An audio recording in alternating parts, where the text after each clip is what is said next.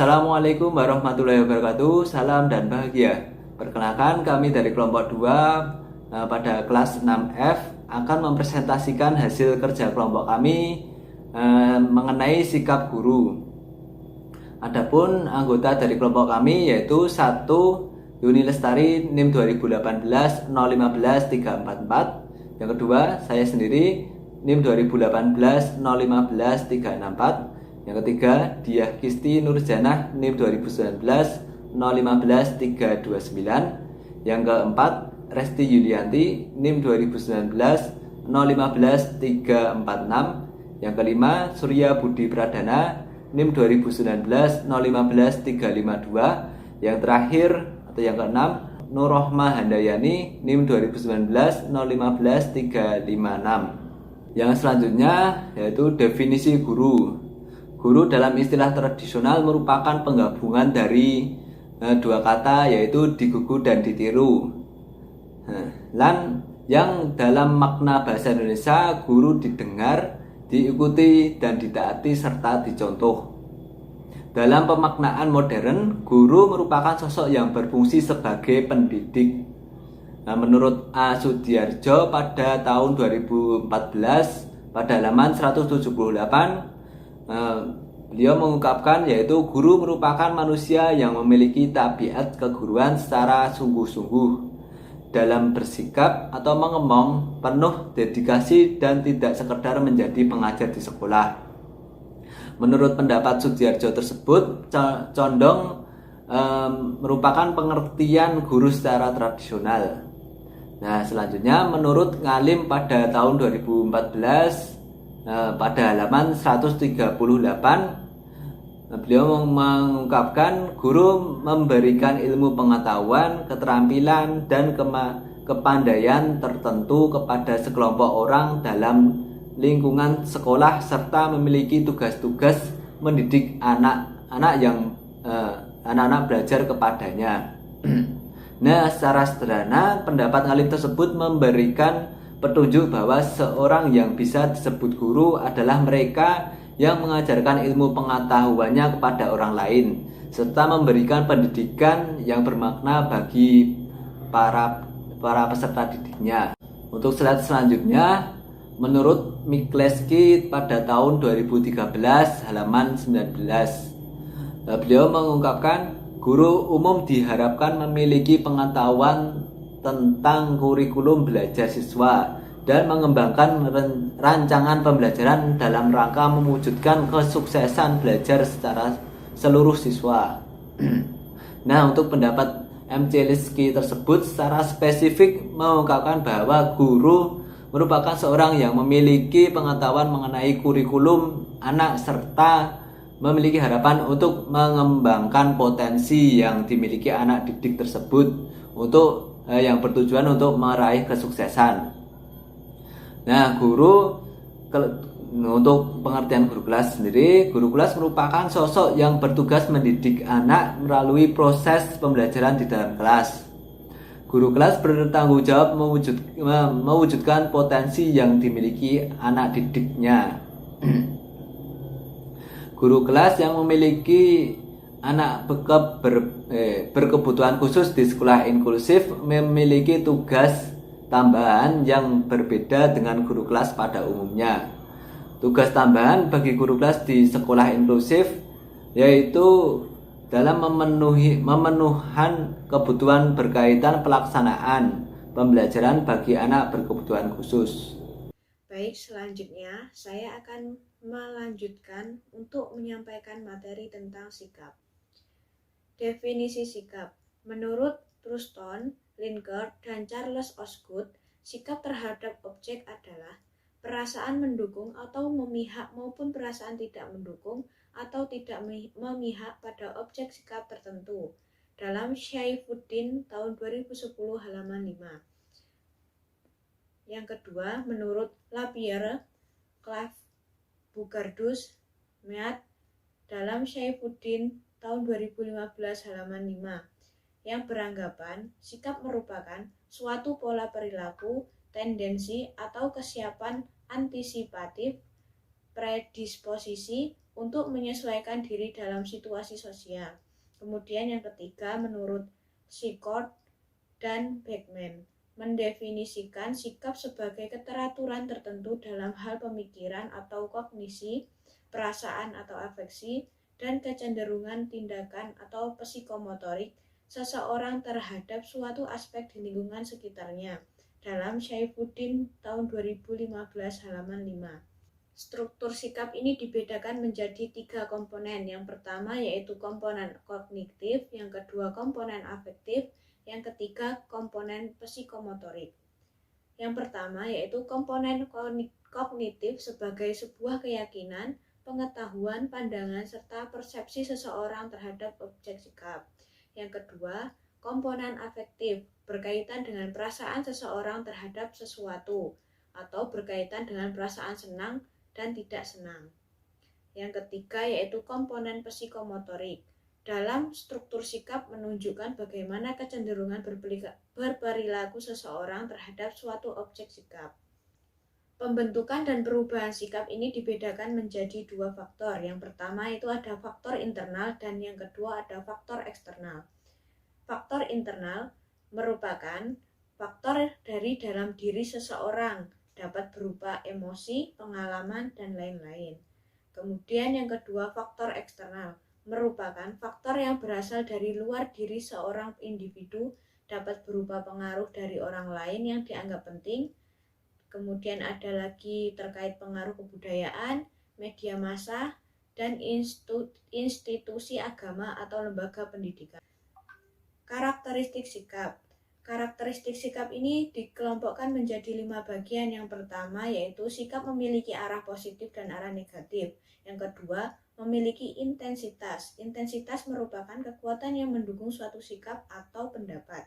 Yang ketiga, memiliki keluasan, artinya kesetujuan dan ketidaksetujuan suatu objek bisa ditanggapi individu satu dengan individu lainnya yang berbeda. Yang keempat yaitu ada spontanitas, yakni seberapa jauh kesiapan individu dalam mengungkapkan sikapnya secara spontan. Yang kelima yaitu memiliki konsistensi sikap yang dibuktikan oleh kesesuaian sikap dalam waktu jangka yang panjang. Materi berikutnya akan dijelaskan oleh Mbak Diah. Kepada Mbak Diah saya persilahkan. Terima kasih atas waktu yang telah diberikan. Selanjutnya saya akan melanjutkan materi sikap guru pria dan guru wanita. Sikap guru pria dan wanita menurut beberapa ahli dibedakan dan dianalisis menggunakan konsep gender sebagai metode berpikirnya. Gender menuju pada karakteristik orang sebagai pria dan wanita menurut Sentrock tahun 2014 pada halaman 184. Peran gender merupakan seperangkat harapan yang menetapkan kecenderungan wanita atau pria dalam berpikir, bertindak, dan merasa, menurut Sentrock pada tahun 2014 pada halaman 184. Yang selanjutnya adalah struktur sikap. Struktur sikap ini dibagi menjadi 2. Yang pertama, stereotype gender. Stereotype gender merupakan kategori yang mencerminkan kesan dan keyakinan tentang perilaku apa yang sesuai untuk pria dan wanita menurut Sentrock pada tahun 2014 halaman 185. Yang kedua, persamaan dan perbedaan gender menurut Sentrock pada tahun 2013 yang terdapat pada halaman 198 sampai 201. Membagi keberadaan perbedaan ataupun persamaan tersebut berdasarkan penampilan fisik, keahlian matematika, dan sains, kemampuan verbal, pencapaian pendidikan, keahlian, hubungan, agresi, dan regulasi diri. Yang selanjutnya mengenai aspek sikap. Aspek sikap ini terbagi menjadi 3 bagian. Yang pertama, aspek kognitif. Terdapat pula persamaan dalam hal kapasitas intelijensi secara keseluruhan. Gender tidak berpengaruh besar terhadap kapasitas intelijensi seseorang, namun tetap terdapat perbedaan dalam beberapa daerah kognitif seperti matematika dan kemampuan verbal, menurut Sentrock pada tahun 2014 yang terdapat di halaman 186. Yang kedua, aspek afektif. Ada perbedaan orientasi hubungan sosial antara pria dan wanita. Menurut Gilingan dalam Filipino tahun 2012, halaman 2, mengatakan wanita dewasa mampu mencapai tahap keseimbangan antara kepedulian pada orang lain dan kepedulian pada dirinya sendiri. Sementara, menurut Papalia, pada tahun 2014, halaman 203, hubungan juga dapat menghadirkan tuntutan yang penuh tekanan untuk wanita. Wanita rentan terhadap depresi dan masalah kesehatan mental ketika masalah dan ketidakberuntungan menimpa pasangan, anak, orang tua, teman, dan rekan kerja. Yang ketiga, aspek psikomotorik. Penampilan fisik pria yang cenderung lebih unggul dibandingkan wanita berdampak pada perilaku yang ditampilkan di antara keduanya. Keunggulan dalam hal fisik tersebut mempengaruhi perilaku pria yang lebih banyak bergerak aktif dibandingkan dengan wanita. Menurut Sendrock, tahun 2013, halaman 198. Berdasarkan pemahaman ketiga konsep yang telah dijelaskan, guru pria dan guru wanita cenderung menampilkan sikap yang berbeda dalam berinteraksi dengan anak berkebutuhan khusus. Guru wanita cenderung mengutamakan hubungan atau komunikasi serta penggunaan bahasa yang lebih baik dibandingkan dengan guru pria. Sedangkan guru pria unggul dalam membentuk pemberian bantuan yang lebih banyak dalam pembelajaran untuk anak berkebutuhan khusus. Hal tersebut dilatar belakangi banyaknya energi yang dimiliki oleh guru pria dibandingkan dengan guru wanita. Sikap guru wanita lebih unggul dalam aspek kognitif dan aspek afektif dibandingkan dengan guru pria. Sedangkan guru pria dalam aspek psikomotorik lebih unggul dibandingkan dengan guru wanita. Materi yang selanjutnya akan dilanjutkan oleh Mbak Nur Rahma. Kepada Mbak Nur Rahma, saya persilakan. Terima kasih Mbak Diah Kisti yang telah memberikan waktunya kepada saya. Baik, saya akan melanjutkan tentang sikap guru kelas ideal terhadap anak berkebutuhan khusus di sekolah inklusif. Pengertian sikap guru kelas ideal oleh Persatuan Guru Republik Indonesia. Secara umum diidealkan dalam Kode Etik Guru. Secara lebih khusus, sikap terhadap peserta didik dicantumkan dalam bagian kedua tentang kewajiban guru terhadap peserta didik. Pun kewajiban guru terhadap peserta didik yang tercantum dalam Kode Etik Guru bagian kedua berupa kewajiban guru terhadap peserta didik dalam keputusan Kongres XX1 atau 21 Persatuan Guru Republik Indonesia tahun 2013. Pasal 2 adalah sebagai berikut. Yang pertama, bertindak profesional dalam melaksanakan tugas mendidik, mengajar, membimbing, mengarahkan, melatih, menilai, dan mengevaluasi proses dan hasil belajar peserta didik. Yang kedua, memberikan layanan pembelajaran berdasarkan karakteristik individual serta tahapan tumbuh kembang kejiwaan peserta didik. Yang ketiga, mengembangkan suasana pembelajaran yang aktif, kreatif, efektif, dan menyenangkan. Yang keempat, menghormati martabat dan hak-hak serta memperlakukan peserta didik secara adil dan objektif. Yang kelima, melindungi peserta didik dari segala tindakan yang dapat mengganggu perkembangan proses belajar, kesehatan, dan keamanan bagi peserta didik. Yang keenam, menjaga kerahasiaan pribadi peserta didik kecuali dengan alasan yang dibenarkan berdasarkan hukum, kepentingan pendidikan, kesehatan, dan kemanusiaan. Yang terakhir, menjaga hubungan profesional dengan peserta didik dan tidak memanfaatkan untuk keuntungan pribadi dan atau kelompok. Guru kelas hendaknya memiliki kemampuan-kemampuan khusus. Prapti Ningrum berpendapat bahwa guru kelas yang berada di sekolah inklusif harus memiliki kemampuan sebagai berikut. Yang pertama, pengetahuan tentang perkembangan anak berkebutuhan khusus. Yang kedua, pemahaman tentang pentingnya mendorong rasa penghargaan anak berkaitan dengan perkembangan motivasi dan belajar melalui suatu interaksi positif dan berorientasi pada sumber belajar. Yang ketiga, pemahaman tentang konvensi hak anak dan implikasinya terhadap implementasi pendidikan dan perkembangan anak. Yang keempat, pemahaman tentang pentingnya menciptakan lingkungan yang ramah terhadap pembelajaran yang berkaitan dengan isi, hubungan sosial, pendekatan, dan bahan pembelajaran. Yang kelima, pemahaman arti pentingnya belajar aktif dan pengembangan pemikiran kreatif dan logis. Yang keenam, pemahaman tentang pentingnya evaluasi dan asesmen berkesinambungan oleh guru. Yang ketujuh, pemahaman konsep inklusif dan pengayaan serta cara pelaksanaan inklusif dan pembelajaran yang berbeda. Yang kedelapan, pemahaman terhadap hambatan belajar termasuk yang disebabkan oleh kelainan fisik maupun mental.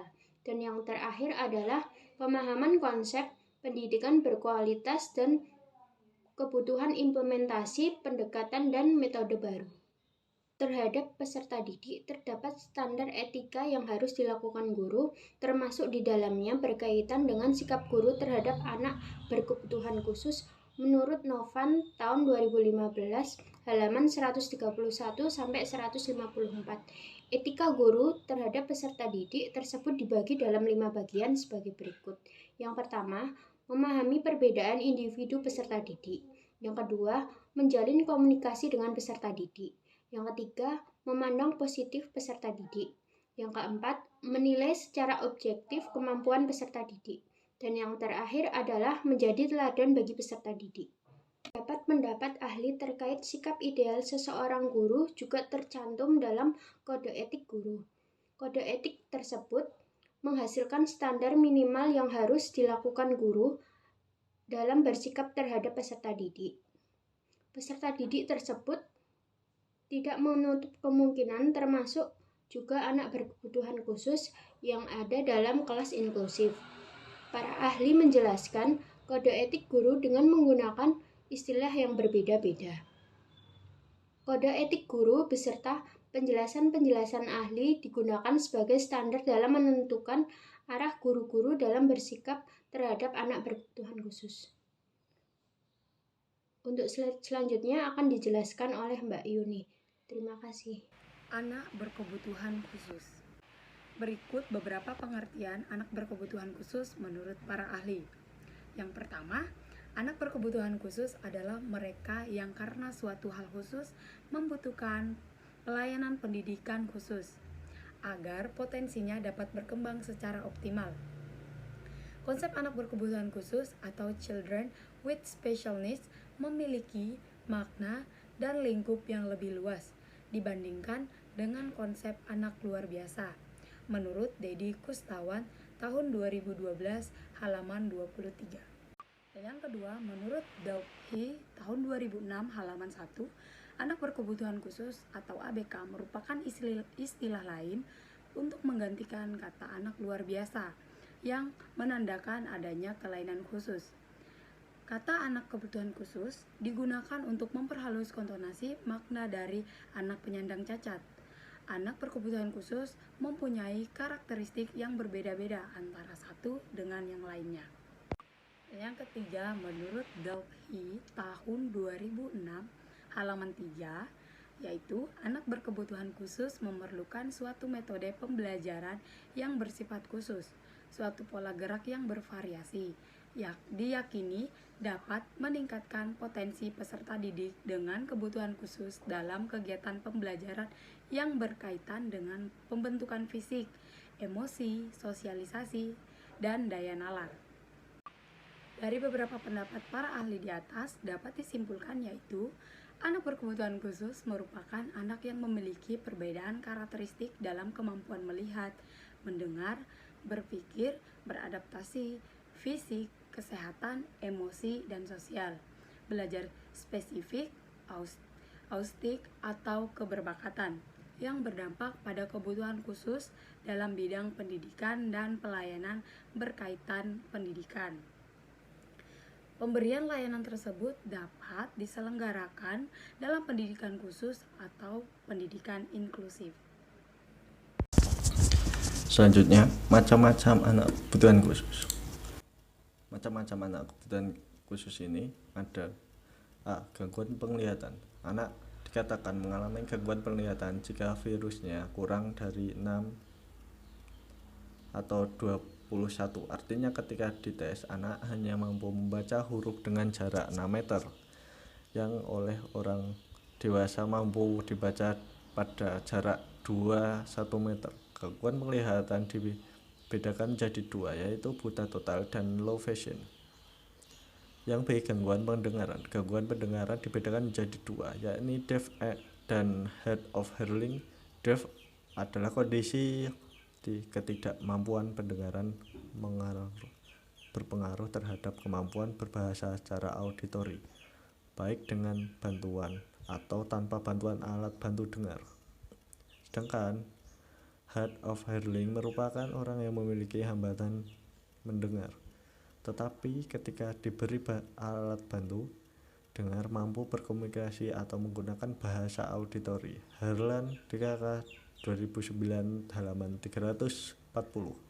Yang C, gangguan intelektual dan perkembangan adalah sebuah ketidakmampuan yang dimiliki karakteristik terhadap keterbatasan dalam fungsi intelektual dan kemampuan adaptasi yang ditunjukkan dalam keterampilan konseptual, sosial, dan praktik. Adaptasi dan hambatan tersebut bermula sebelum usia 18 tahun. Yang D, gangguan fisik dan kesehatan. Sumantri 2012 halaman 121